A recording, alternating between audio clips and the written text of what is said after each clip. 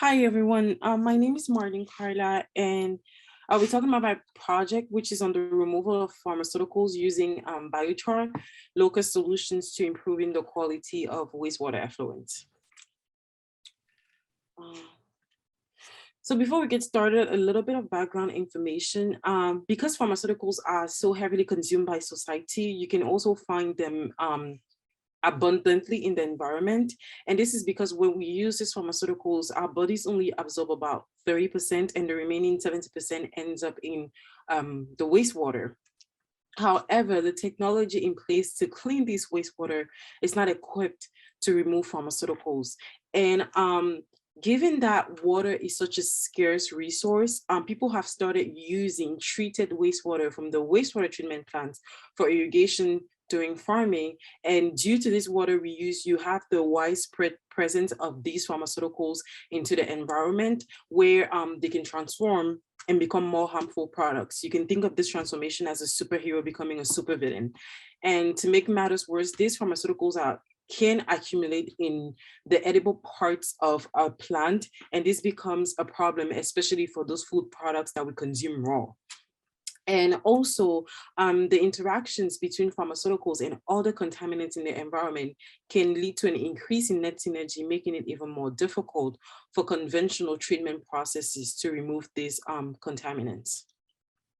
So to mitigate this problem, we propose the use of biochar. And biochar is a substance that's very similar to charcoal, and it is obtained when you burn a biomass or a feedstock at high temperatures in the absence of oxygen.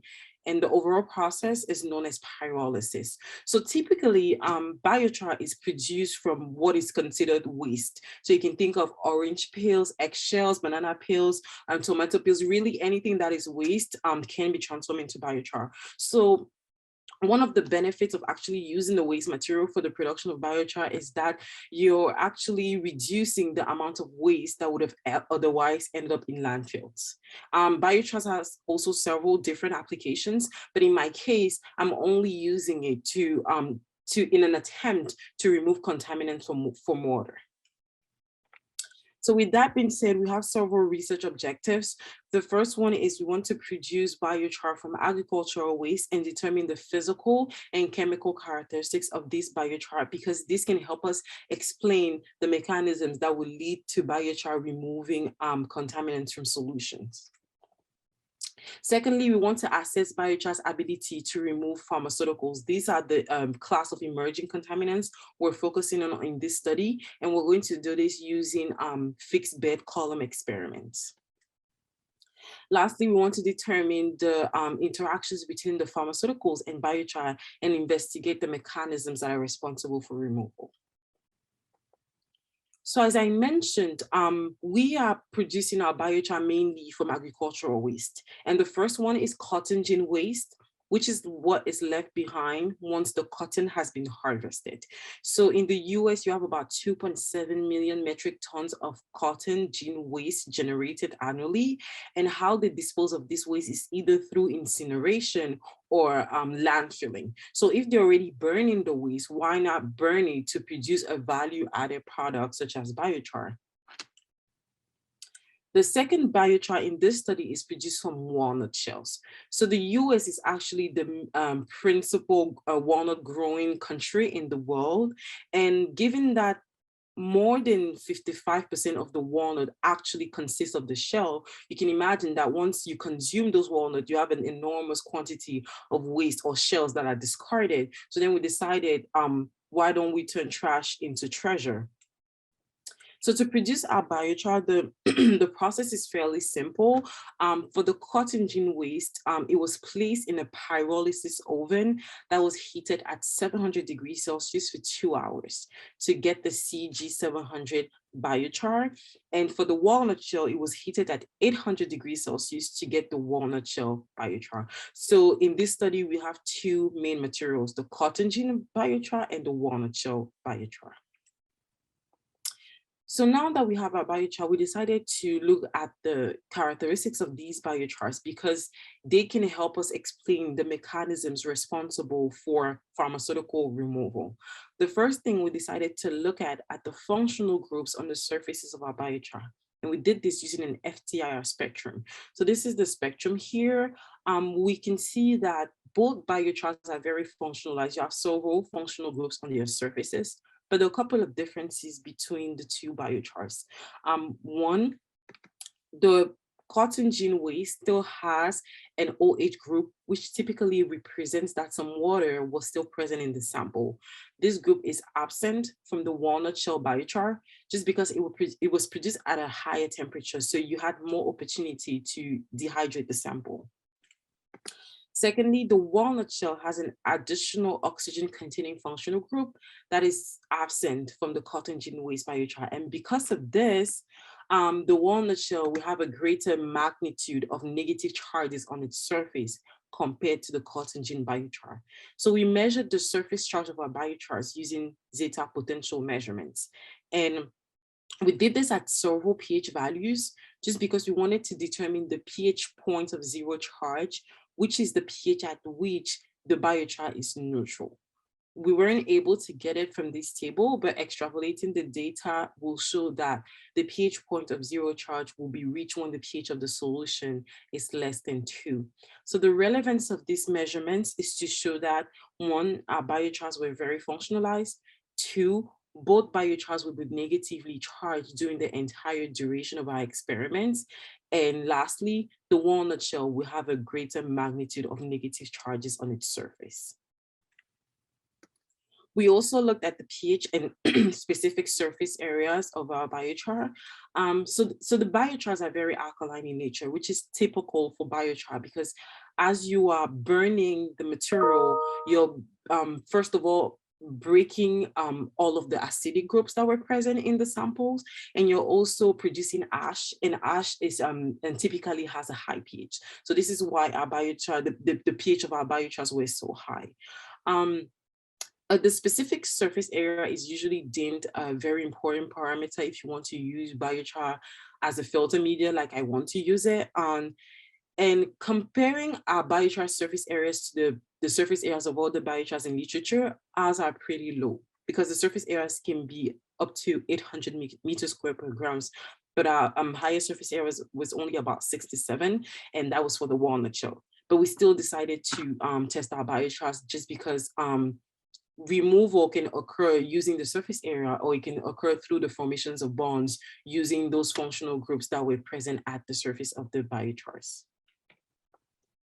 So now that we have our biochar characterized, we decided to test biochar's ability to remove 6 different pharmaceuticals. For the sake of time, I will only be talking about the results for 2. The first one is acetaminophen, which is used as an over-the-counter pain medication.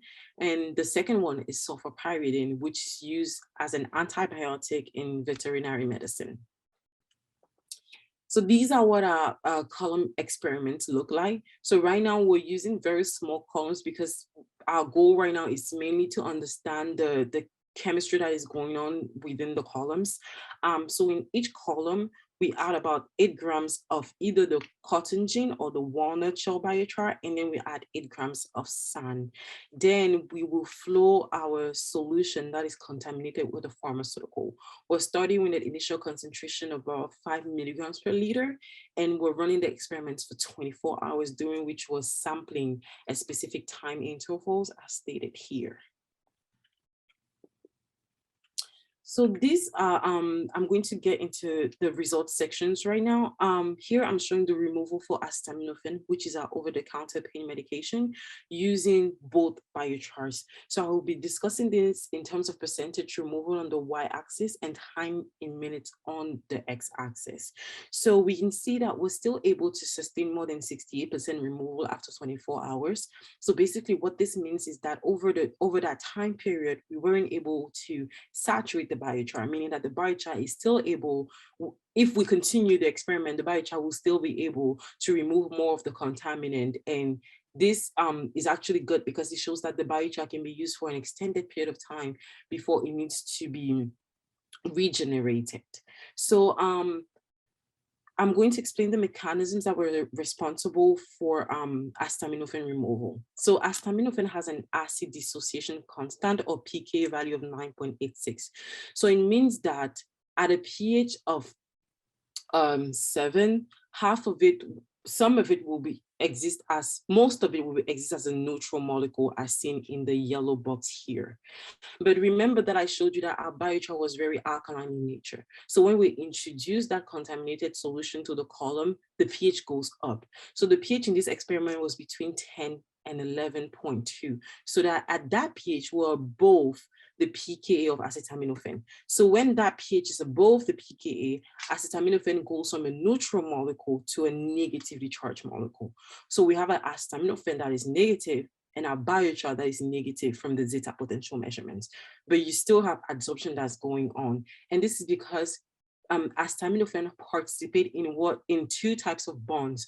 The first one is pi-pi electron donor interactions between these functional groups and the functional groups on the surface of the biochar, and is also able to participate in hydrogen bonding with the biochars. So these were the two mechanisms that were responsible for the removal of acetaminophen.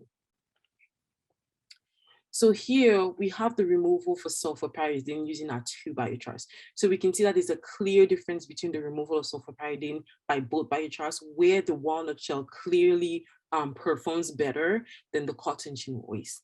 So sulfurpyridine removal has been shown to occur principally through pore filling. And given that the surface area of the walnut shell was about 4 times the surface area of the cotton gin waste, it was able to remove more of the sulfurpyridine and sustain that removal compared to the cotton gin waste biochar.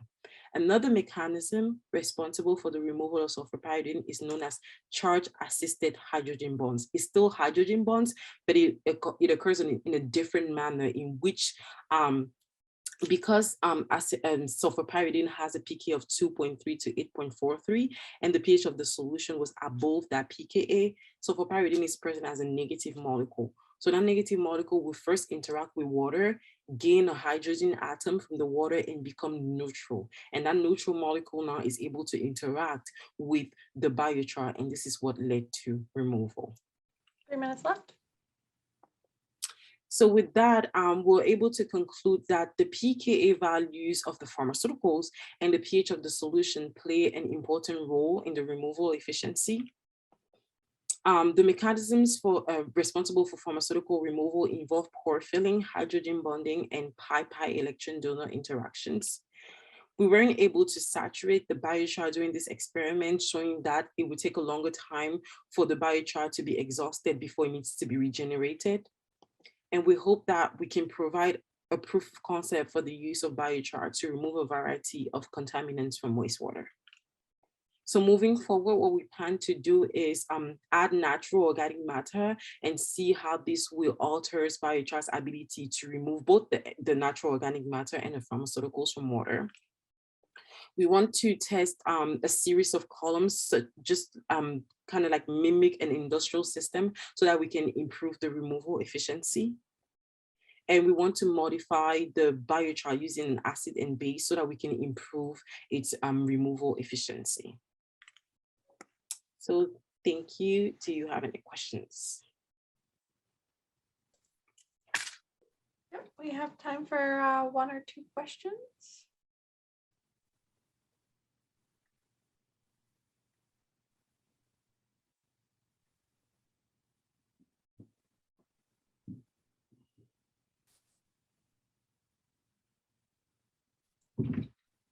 None so far. Do you know how cost effective this process is?